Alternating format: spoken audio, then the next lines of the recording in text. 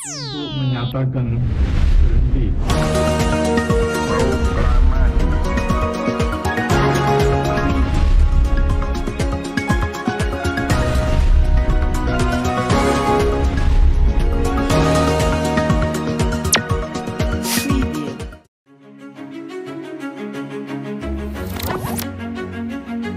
100% yang dimaksudkan pada konteks hari ini adalah kemerdekaan, kesejahteraan itu harus kita dapatkan dalam segala lini dan segala bidang. Assalamualaikum warahmatullahi wabarakatuh. Kembali lagi bersama saya Naura di Secret Story Podcast.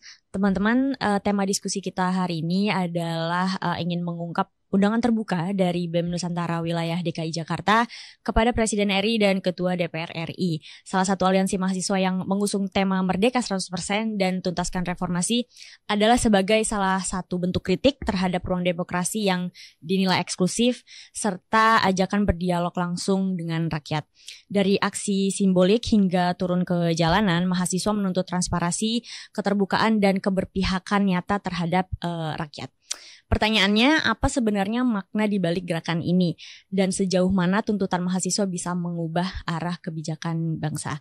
Untuk membahas ini telah bergabung bersama kami ada Mas Piar dan Mas Kavi dari BEM Nusantara Wilayah DKI Jakarta. Selamat datang Mas ke studio kami. Terima kasih udah mau join hari ini ya Mas ya. Terima kasih diundang juga. Oke, sip. Nah Mas, kemarin kami sempat melihat ada flyernya ya, flyer untuk ajakan aksi ini ya.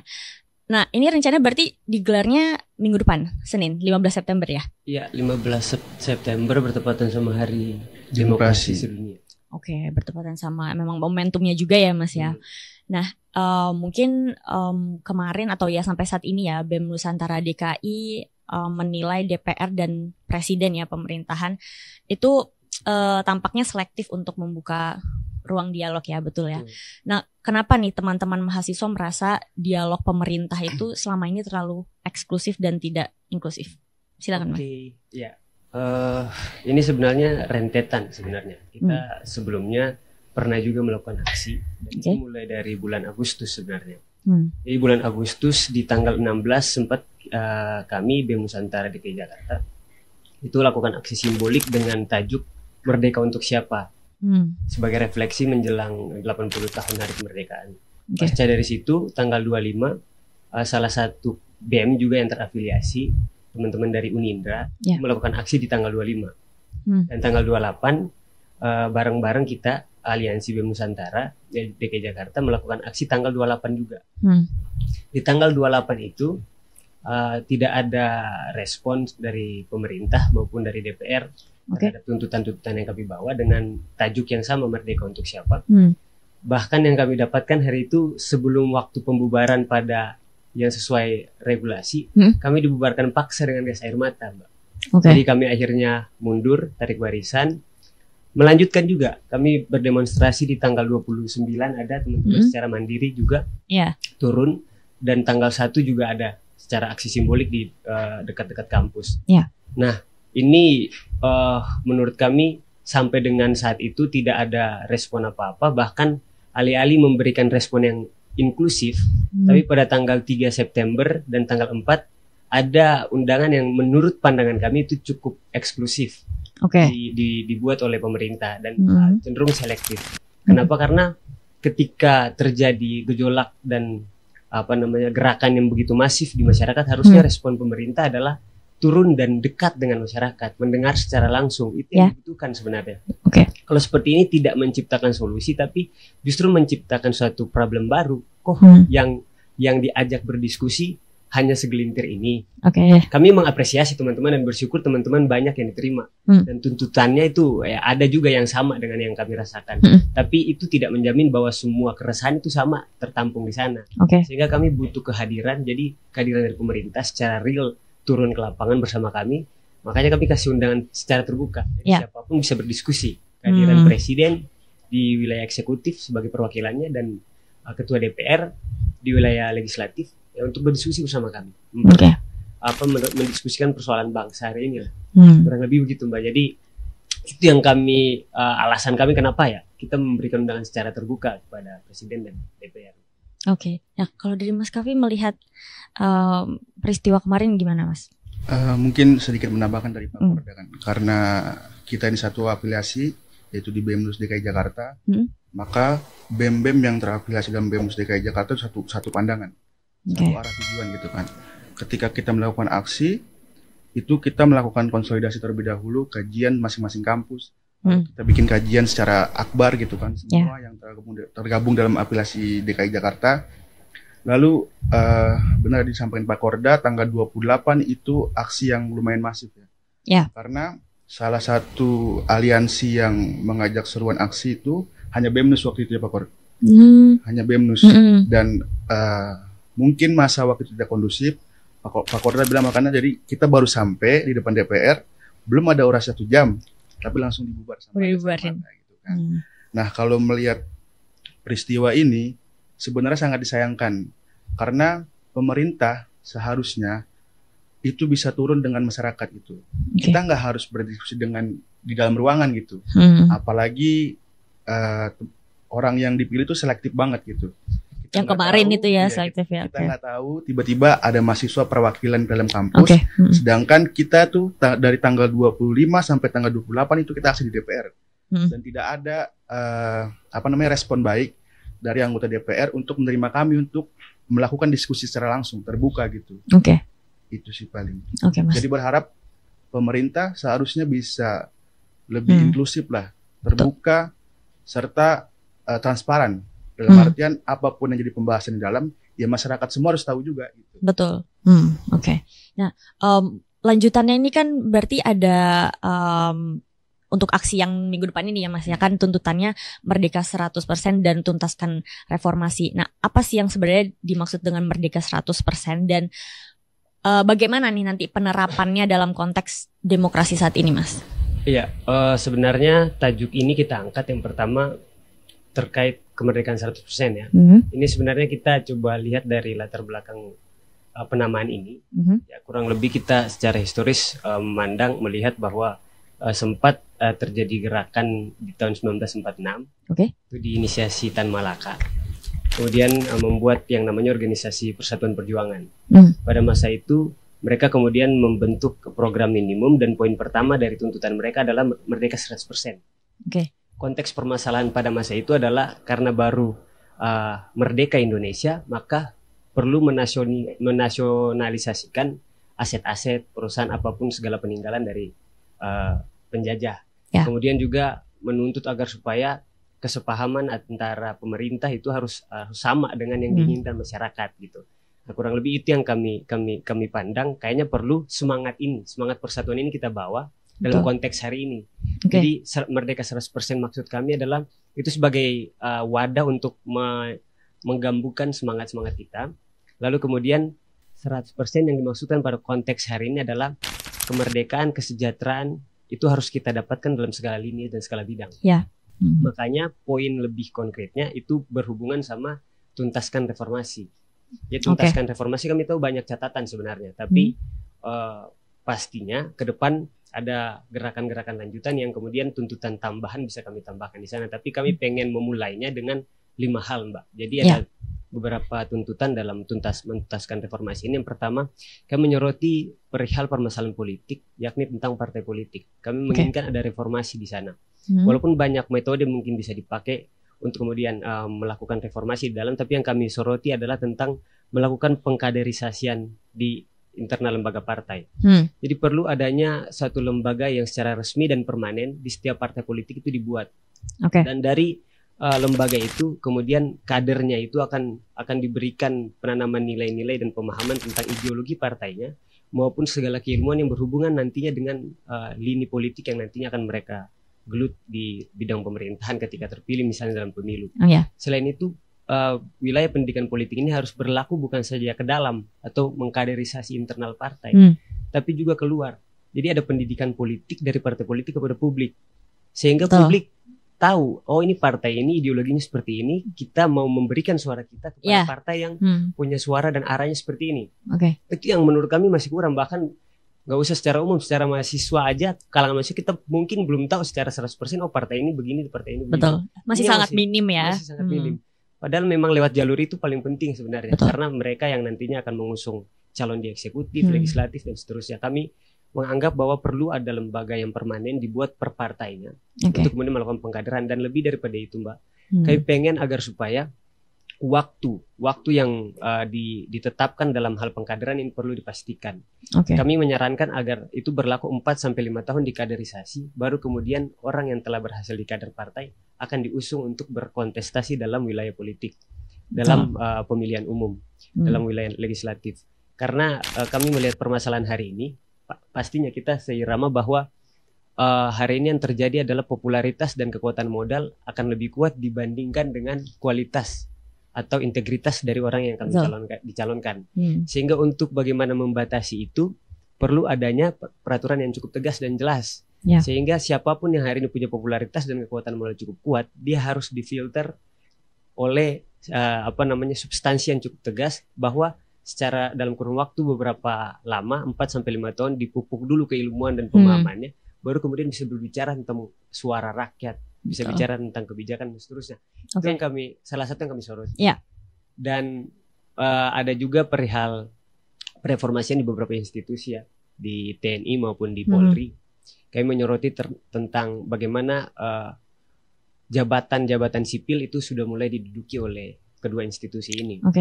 Dan bagi kami pemisahan itu harus jelas dan harus tegas, dan substansi aturannya juga harus lebih memperkuat pemisahan itu, sehingga semangat reformasi yang ada dulunya yang kita takut bahwa trauma mendalam bahwa militer itu masuk ke dalam segala lini, itu jangan sampai terjadi lagi.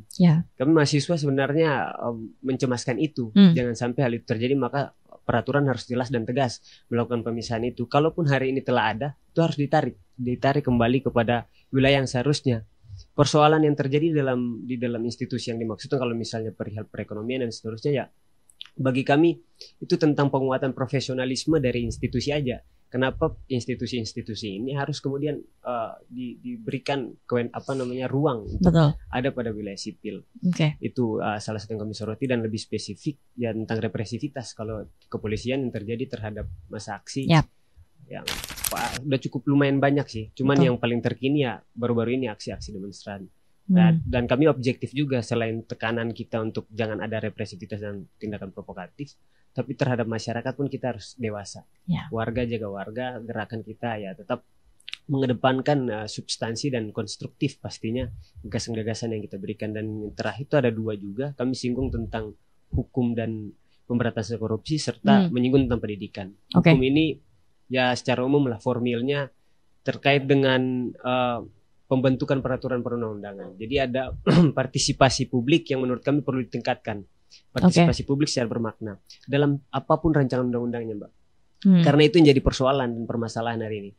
Ya, menyinggung yang RUU TNI kan kita lagi demonstrasi di luar dan RUU-nya disahkan di dalam. Ini kan salah satu contoh konkret bahwa partisipasi publik tidak ada di sana. Tidak ada. Dan begitu cepat, terkesan cepat sekali.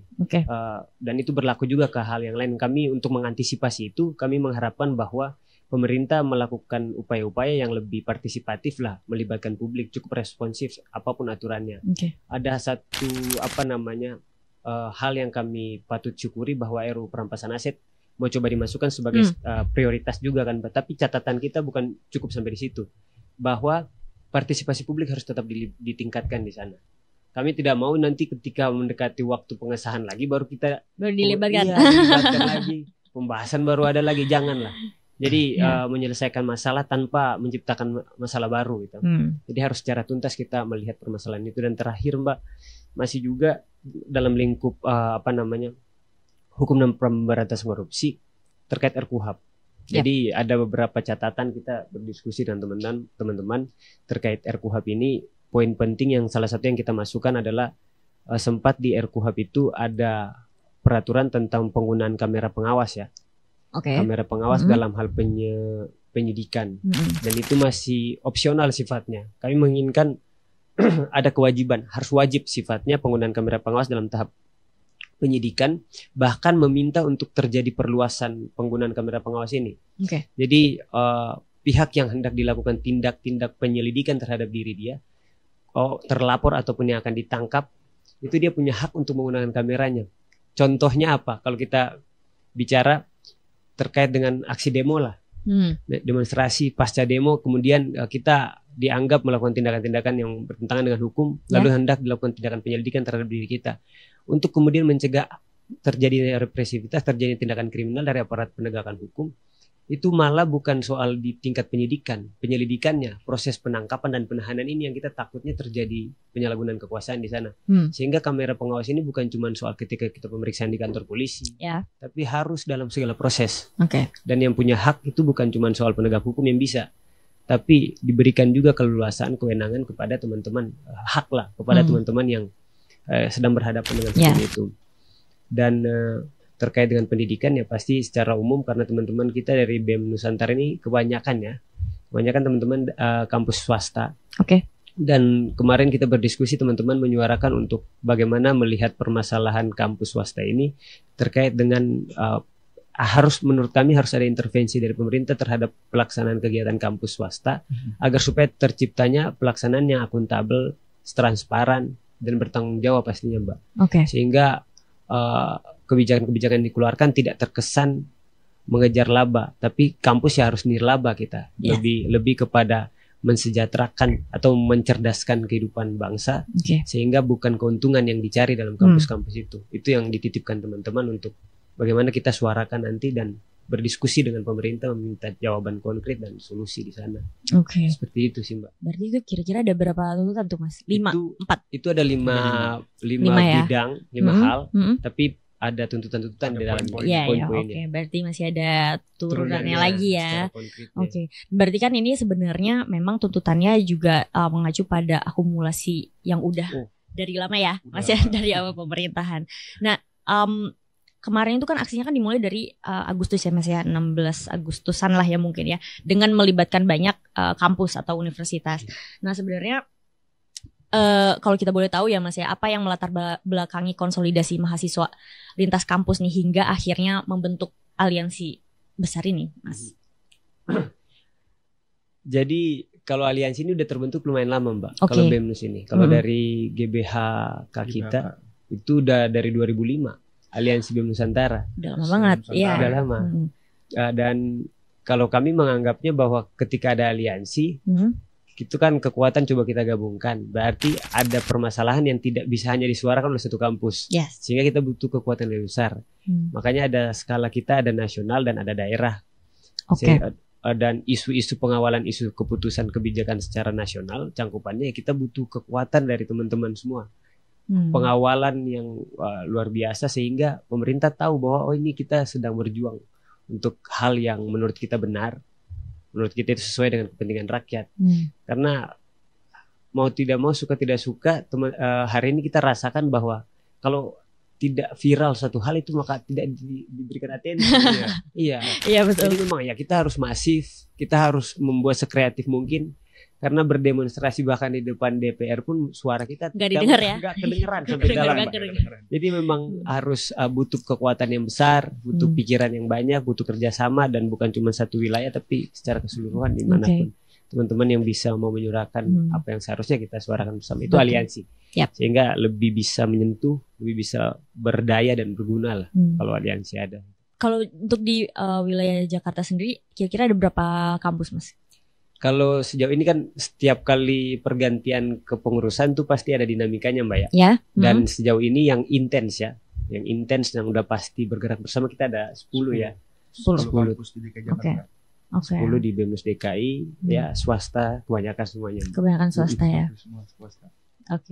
Nah, Mas kan mahasiswa ya, dari kemarin itu menolak kata segera ya, nih dari pemerintah dan lebih menuntut atau menginginkan bukti yang nyata gitu ya, yang real. Sebenarnya apa bentuk konkret yang diminta mahasiswa sebagai bukti nyata pemerintah dalam menanggapi aspirasi mereka nih?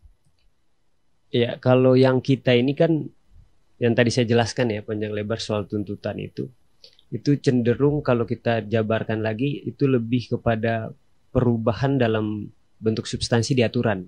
Dan untuk merubah suatu undang-undang kan tidak butuh waktu yang cepat ya, agak lumayan lama lah kita begitu. Sehingga terkait dengan respon kata segera ini, itu kami secara spesifik juga nantinya akan menyampaikan bahwa kami butuh kejelasan di tanggal 1 Oktober nantinya pasca kita melakukan aksi di tanggal 15 September ini. Kami butuh penjelasan pemerintah terkait dengan seluruh poin yang kami sampaikan, bahwa kemudian ketika nanti ada yang mau direspon, mau ditindak lebih lanjut, itu kapan tindakan lebih lanjutnya? Sampaikan secara terbuka. Kami butuh kepastian itu. Dan kalaupun tidak bisa diterima karena menurut pemerintah tidak sesuai, itu apa alasannya? Dan kami akan menagih janji itu 1 Oktober nantinya, Mbak. Hal yang paling konkret adalah nanti tanggal 15 kami akan sampaikan dulu. Surat undangan secara resmi juga udah kami berikan.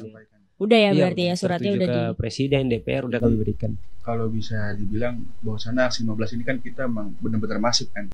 Karena tadi Pak Korda bilang sesuatu hal yang viral tuh kita susah juga buat dapat esensinya kan. Esensinya kita susah untuk mendapatkan itu. Maka dari itu dalam waktu beberapa hari dari tanggal 28 karena suara kita tidak didengar juga sampai sekarang, maka kita turun aksi tanggal 15. Dengan deadline tanggal 1 Oktober kita harus menerima jawaban dari pemerintahan dengan substansi yang jelas gitu kan.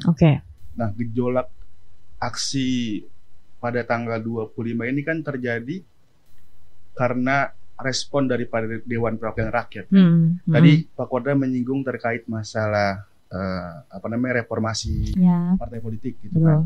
Nah, itu menurut saya sangat penting karena benar juga yang dibilang Pak Korda bahwasannya eksistensi pun nggak cukup gitu. Nggak cukup. Untuk sekarang nggak cukup ya. Untuk sekelas Dewan Perwakilan Rakyat yang seharusnya mereka tahu etika komunikasi, yang disampaikan kepada masyarakat ya hal yang baik lah gitu. Malah yang disampaikan adalah percikan api gitu. Ketika ada masalah tunjangan kemarin, itu kan salah satu poin tuntutan tambahan dari kita kan, dari beberapa hari kemarin. Malah DPR merespon itu. Maka dari itu kan itu meledak kan, itu viral gitu. Dalam artian masyarakat pun nggak terima gitu.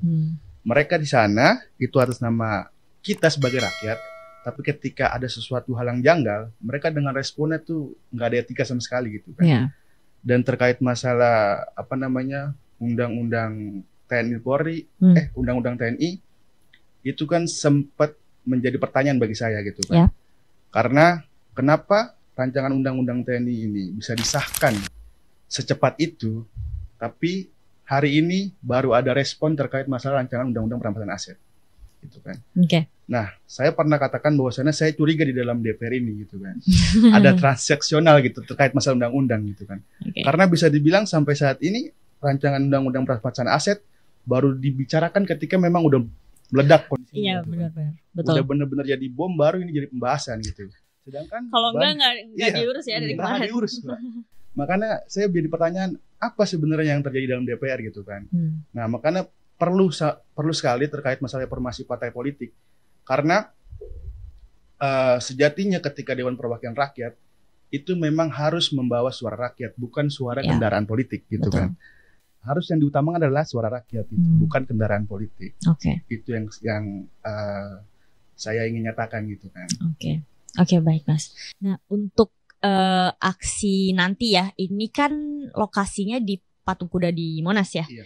Nah, sebenarnya ada nggak Mas makna simbolis kenapa harus memilih Patung Kuda sebagai tempat diskusi terbuka?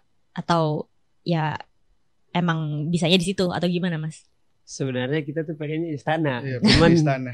Kan menurut aturan nggak bisa Mbak, langsung di depan istananya, harus berapa radius dari situ, dan biasanya memang di Patung Kuda diberikannya Mbak.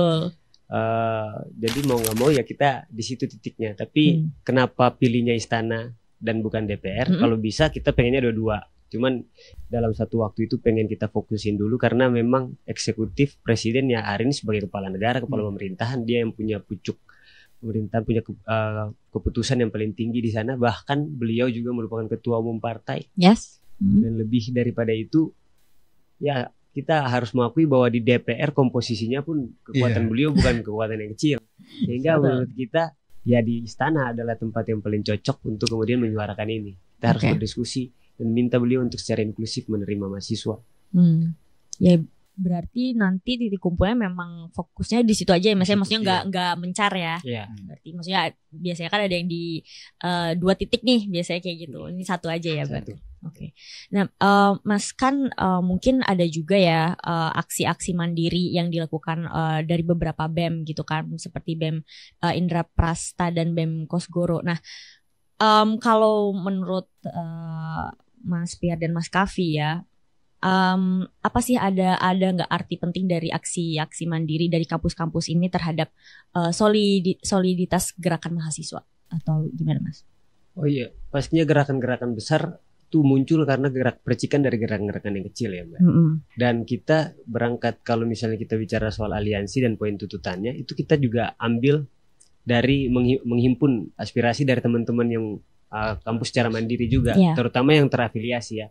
Lalu kita satukan, tentukan apa yang cocok, tentukan tuntutannya, baru kita gerak secara bersama. Jadi kalaupun ada aksi yang dilakukan secara mandiri, kami sangat mendukung itu, kami bersemangat juga soal itu, dan kami akan dalam konteks kapasitas aliansi, ya kami juga tetap membuka ruang untuk kemudian teman-teman terhimpun bersama-sama, satukan kekuatan dan satukan gagasan kita untuk berikan gagasan yang konstruktif.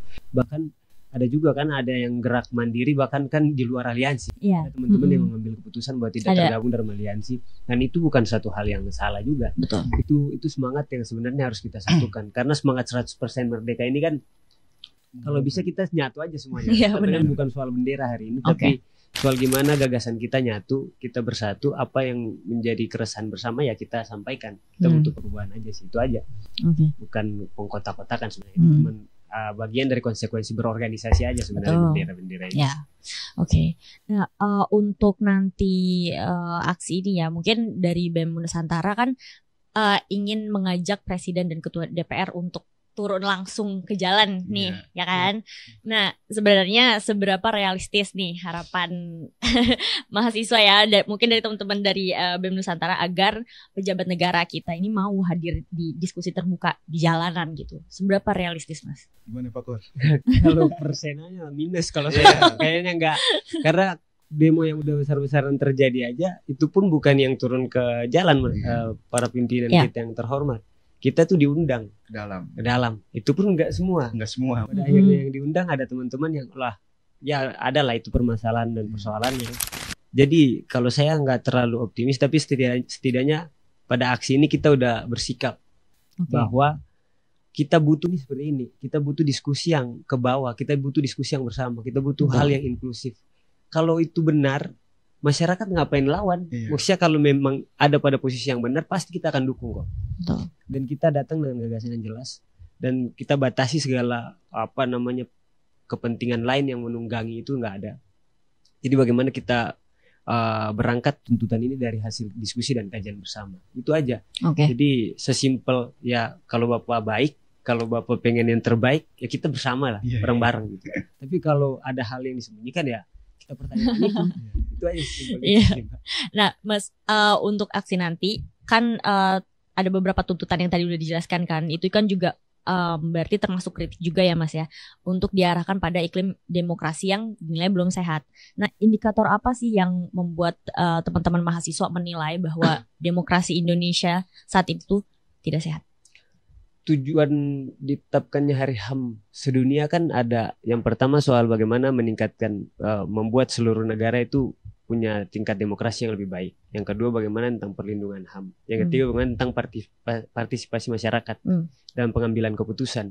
Sekarang kita lihat soal HAM. Sesimpel berdemo saja itu represivitas bisa terjadi, dan yang memakan korban jiwa tidak sedikit. Satu korban jiwa aja itu udah sangat berarti gitu. Itu aja udah minus. Kemudian kita bicara tentang partisipasi. Ada banyak undang-undang yang bermasalah hari ini. Maksudnya bermasalahnya menurut kami adalah tentang partisipasinya. Nah, itu jadi indikatornya sebenarnya sudah cukup jelas itu Mbak. Terkait dengan hukumnya, proses pembentukan hukumnya, terkait dengan hak asasi manusianya, terkait dengan bagaimana partisipasi masyarakat yang dilibatkan dalam segala pengambilan keputusan kebijakan pemerintah. Itu menurut kami yang menjadi indikator kenapa kita harus turun dan bersuara nanti di Hari Demokrasi ini. Siapapun bisa bersuara. Untuk hari ini. Nah Mas, kalau begitu ya, kan ini dengan aksi ini kan pasti kita ada harapan yang ingin dicapai juga ya Mas ya. Bagaimana cara teman-teman mahasiswa memproyeksikan format dialog yang ideal nih antara rakyat dan pemerintah? Gimana Mas? Iya, sebenarnya kami dengan sadar teman-teman itu melihat momentum tanggal 15 ini adalah sebagai momentum rakyat lah. bersama-sama. Okay. Nah, tapi dengan segala keterbatasan kita baru bisa mengambil sikap hanya tingkatan aliansi yang kita masuk ke dalamnya gitu, aliansi BEM Nusantara. Dan kita harap bahwa ini menjadi satu pintu masuk untuk kemudian kita bisa menggabungkan kekuatan lebih besar lagi. Kalau ditanya bagaimana formulasi tentang diskusi yang akan terjadi, sejauh ini sih kami berharapnya ya diskusi terjadi secara interaktif ya, kita dengan Presiden maupun DPR menjawab poin per poin, catatan per catatan, tuntutan per tuntutan yang kita miliki gitu. Dan kalau misalnya mau ditanya, oh ini diskusi terbukanya adalah pengennya lebih luas lagi, ya kita juga membuka diri. Kita mengharapkan juga teman-teman lainnya punya formulasi yang sama dengan kita, bahwa kita menginginkan bahwa pemimpin kita, wakil rakyat kita turun dan berdiskusi bersama kita di jalan gitu. Karena butuh sebenarnya ketika suatu gejolak itu besar, berarti butuh tindakan yang anti mainstream lah dari pemerintah. Jadi kalau cuman ada gejolak lalu panggil orang ke dalam, menurut kami itu masih terlalu sama ya seperti yang sebelum-sebelumnya. Sehingga butuh hal yang lebih daripada itu. Butuh respon yang lebih, pelayanan, hati melayani yang lebih dalam lagi. Servisnya terhadap masyarakat gitu. Karena maksudnya audiensi dari tahun ke tahun kan kita selalu di audiensi. Di audiensi itu tidak ada tindak lanjut gitu. Hasilnya nggak ada yang konkret lah dalam artian. Oke, misal dari tanggal 28 sampai tanggal 1 itu akhirnya dipanggilkan perwakilan ke DPR audiensi. Tapi tindak lanjut dari audiensi itu yang harus kita pertanyakan gitu kan. Karena lebih baik kita nggak usah audiensi gitu, dibandingkan kita audiensi cuma sekedar formalitas saja gitu, nggak ada hasil yang konkret dan sampaikan ke masyarakat. Belum ada kelanjutannya lagi kan? Makanya dari BEMUS DKI pengen kita tarik Bapak Presiden nih kan, DPR itu tarik ke jalanan untuk apa? Diskusi secara langsung gitu kan, terbuka, inklusif, biar masyarakat juga tahu kan, apalagi posisi aksi kita di patung kuda. Kalau Pak Prabowo di situ kan, masyarakatnya lihat juga. Itu sih harapan kan. Betul. Cuman kalau buat ekspektasi sih ya minus lah. Oke. Itu kan lebih terbuka ruangnya ya. Siapapun bisa melihat presidennya, bertanya kepada presidennya gitu. Dan presiden bisa langsung menjawab. Betul. Itu harapan kita ya. Nah Mas, kan mungkin kita udah lihat ya kemarin di pemberitaan beberapa waktu lalu, beberapa hari lalu tuh di Nepal juga ada kan demokrasi yang berujung kerusuhan. Nah kira-kira bisa nggak nanti, mungkin ke depannya nggak Senin nanti ya, gerakannya bisa mengarah ke seperti yang di Nepal? Bisa nggak Mas kira-kira? Kalau kami ini sebenarnya ya dari teman-teman berdiskusi itu kita tidak pengen ada kehancuran terjadi lah di bangsa ini. Jadi ada banyak cara kita untuk membawa perubahan dan berdiskusi, kemudian melahirkan gagasan yang konstruktif dan substantif. Itu yang kami utamakan gitu. Jadi kami juga tidak pengen menodai gerakan mahasiswa nantinya dengan tindakan-tindakan yang terlalu agresif lah. Dan jangan salahkan kami juga sebenarnya, ini walaupun agak kontradiktif ya. Cuman dalam beberapa keadaan tertentu jangan salahkan kami untuk agresif, karena apa yang kami tuntut ini tidak pernah direspon gitu. Cuman sekedar keluar dan merespon tuh nggak ada. Itu yang kemudian memantik sebenarnya. Ada sebab ada akibat gitu. Sehingga kami tahu batasan kami dan kami bertindak secara agresif, kami tahu sampai di mana ukurannya. Gitu. Dan kami minta agar supaya pemerintah juga jangan tidak responsif kayak begini gitu. Jangan mempermainkan lah gitu. Karena masih ada banyak elemen dan kekuatan lainnya yang tidak bisa kita pungkiri, kemarahannya telah terakumulasi. Kita bicara tentang mahasiswa, kita boleh saling mengingatkan, kita boleh saling menghimbau sama mahasiswa, sama warga. Tapi ada satu masa yang mana akumulasi kemarahan itu udah tidak bisa terbendung pastinya. Nah, itu yang kita antisipasi, karena kita tidak pengen ada tragedi yang kemudian memakan lebih banyak kerusakan terjadi di negara kita lah. Kita pengen ada perubahan yang konstruktif, yang kemudian mendalam, namun tidak perlu untuk menciptakan suatu kehancuran yang lumayan besar terjadi. Nah, Mas, kita juga mau tahu ya, kan kelompok organisasi mahasiswa seperti BEM ini kan banyak ya di Indonesia ini. Nah, gimana caranya, atau ada nggak kalau dari Mas mungkin strategi biar bisa satu suara itu kayak gimana? Berat ya. Karena Yang pertama, kalau saya ini kan juga masuk koordinator daerah, Mbak. Jadi kita mengkoordinir teman-teman di tingkat daerah. Di kita tuh ada pimpinan pusat kita juga. Dan sering kali kami dari teman-teman Presma, teman-teman koordinator daerah tuh memberikan saran kepada pimpinan pusat kita untuk bagaimana kita buka komunikasi ke teman-teman lainnya. Pengennya ya kalau dalam bagaimana caranya menyatukan, paling menurut saya ya ini tentang kompromi aja sih. Kompromi dari sesama secara horizontal teman-teman mahasiswa. Kita tahu dan kita sadar bahwa permasalahan kita tuh di mana. Yang penting berdiskusi, dialog itu penting sesama secara horizontal sesama teman-teman mahasiswa. Tentukan poin-poin yang sebenarnya selaras. Lalu kita akumulasikan seluruh keresahan-keresahan kita lah. Jadi satu. Dan itu aja sih sebenarnya Mbak, sesimpel itu menurut saya. Jadi tentang bagaimana menurunkan ego aja. Benar. Ini kan apapun kita ini miniatur kan sebenarnya Mbak. Jadi negara punya partainya, punya ininya. Ya mahasiswa setidak-tidaknya kita udah berproses mempelajari itu. Kita pasti punya bendera, punya cara gerakan yang berbeda-beda. Tapi semangat dan tujuan kita tetap sama itu. Jadi ketika ada permasalahan yang betul-betul dia salah banget anggapan masyarakat maupun mahasiswa, pasti kita ada satu kolam pergerakan. Itu sih Mbak. Nah Mas, kembali ke untuk aksi yang di hari Senin ini ya Mas ya.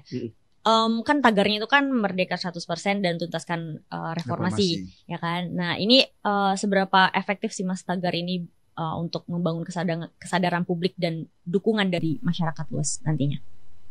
Ya, kita sadar ya bahwasannya hari ini gerakan mahasiswa masih kurang masif lah. Karena dari beberapa gerakan kemarin itu banyak banget mahasiswa yang turun gitu kan.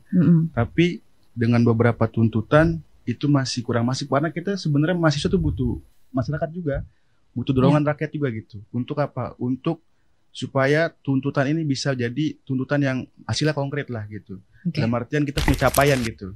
Nah kalau untuk bicara tuntutan ya tuntaskan reformasi ini adalah hal yang penting bagi kita gitu kan. Terkait masalah 100% merdeka kan. Nah reformasi ini kan ada beberapa poin tadi itu kan. Dan itu jadi bahasan yang sangat-sangat khusus lah dalam artian. Tapi hari ini ada juga poin tuntutan 17+8 ya, yang digaungkan oleh influencer gitu kan. Dan itu kan salah satu tuntutan kan hampir sama kita keresahannya gitu kan. Nah kalau kita gerak secara masif dengan satu tuntutan yang sama, maka saya percaya bahwasannya itu akan didengar gitu. Tapi kalau hari ini gerakan kita masih terpisah-pisah dengan tuntutan yang berbeda-beda, ya pemerintah akan anggap kita sepele aja gitu. Simpelnya itu gitu. Gimana kita bisa menyatukan suara mau influencer, mahasiswa ataupun masyarakat biasa dengan satu tuntutan yang sama, kita turun ke jalan, maka pemerintah nggak anggap kita sepele gitu. Dan itu akan jadi sebuah capaian lah. Mas kan hari Senin itu tadi kita udah sempat ngobrol juga ya, bertepatan sama hari demokrasi kan. Nah sebenarnya selain tuntutan yang tadi ingin digaungkan, apa ada pesan gak yang ingin disampaikan gitu dengan momentum hari demokrasi ini Mas, bertepatan dengan hari itu? Iya, dalam momentum hari demokrasi ini berarti pemerintah memang harus sadar bahwa kedaulatan sesungguhnya itu ada di tangan rakyat. Konstitusi sudah jelas bahwa supremasi dari hukum itu tegas, kemudian kekuatan dan kedaulatan rakyat itu lebih tinggi dari segalanya. Sehingga ini menjadi suatu momentum penting. Selain kesadarannya harus ada pada para pengambil kebijakan, kesadaran ini pun harus hidup dalam benak seluruh masyarakat. Bahwa ini hari kita, momentum kita bersama, dan mulai dari hari itu dan seterusnya, kita harus tunjukkan bahwa siapapun orang yang mewakili kita di sana harus memang selaras pemikirannya dengan masyarakat. Dan kalaupun tidak, dalam artian beberapa hal yang spesifik memang cenderung berbeda, ya setidak-tidaknya itu cukup rasional untuk bisa dipertanggungjawabkan gitu Pak. Jadi kebijakan yang memang pemerintah ambil, ya memang tidak sepenuhnya harus tanya ke rakyat dulu, karena memang banyak banget permasalahannya dan cenderung berbeda-beda pandangan. Tapi apapun pengambilan keputusan itu harus bisa dipertanggungjawabkan, karena tujuan utamanya adalah kepada kemaslahatan seluruh masyarakat, bukan kepada segelintir orang atau bukan kepada sekelompok orang atau kepentingan-kepentingan tertentu lah. Jadi momentum demokrasi ini adalah momentum untuk membangkitkan kesadaran di tingkat pemerintahan maupun di benak kita lah seluruh masyarakat dan mahasiswa. bahwa kedaulatan rakyat dan supremasi hukum itu yang paling tinggi untuk menciptakan keadilan dan kepastian serta kemanfaatan di negara kita. Nah, Mas, untuk Mas Pierre dan Mas Kaffi, mungkin ini yang terakhir nih yang mau kita tanyain ya. Informasi apa yang paling penting dibuka oleh pemerintah agar rakyat ya, agar kita percaya bahwa reformasi itu benar-benar dituntaskan? Kalau saya hal yang paling penting, salah satu hal yang paling penting adalah yang tadi disampaikan Mbak, keterbukaan informasi publik. Apapun kebijakan dan keputusan yang dikeluarkan, terus apapun yang terkait dengan pengelolaan pemerintahan itu harus sebisa mungkin transparan. Dan publik tahu gitu apa tindak tanduk kerja, apa alasan, apa yang sedang dikerjakan. Jangan tunggu tuntutan baru kemudian informasi itu disebarluaskan gitu. Jadi prinsipnya adalah keterbukaan informasi publik harus ada. Jadi pelayanan yang diberikan adalah pelayanan informasi. Dan jangan salahkan orang-orang ketika akhirnya menyuarakan suatu hal, tiba-tiba ada keputusan yang tidak diketahui. Terus dikatakan kalian kurang ini kurang itu karena tidak tahu informasi. Itu bukan persoalan masyarakatnya. Jadi masyarakat dibuat disinformasi karena pemerintah tidak tuntas dalam memberikan informasi. Dan hari ini kita butuh keterbukaan itu. Sampai ujung dari tuntutan pun kan kalau tidak ada keterbukaan informasi kita nggak tahu tuntutan kita sampai di mana. Betul. Gitu.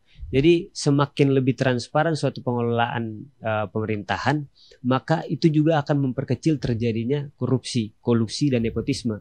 Karena semuanya transparan, siapapun bisa mengakses, siapapun bisa melihat.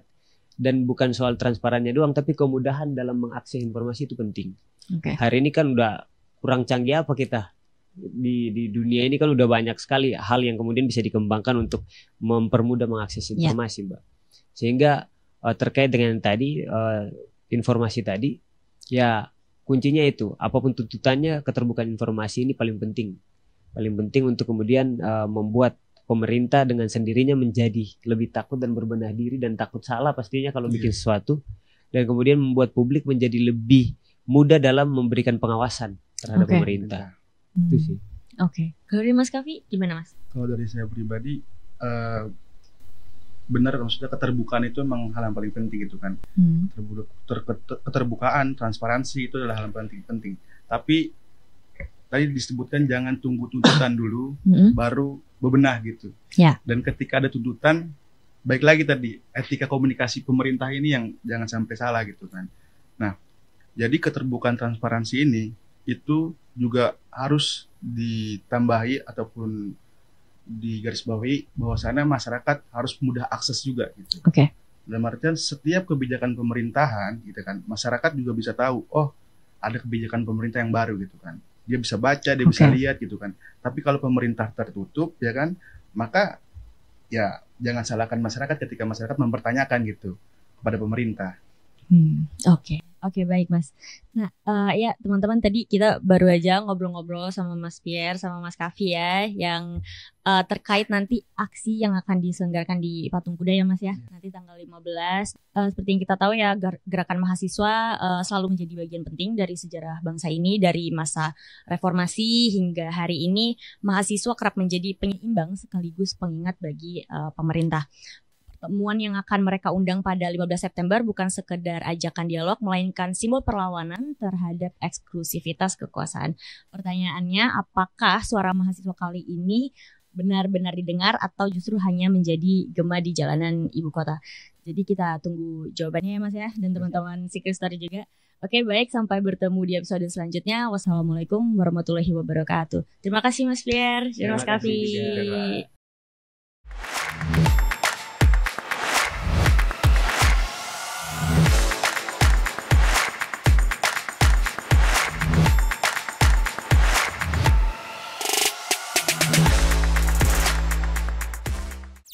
Menyatakan berhenti.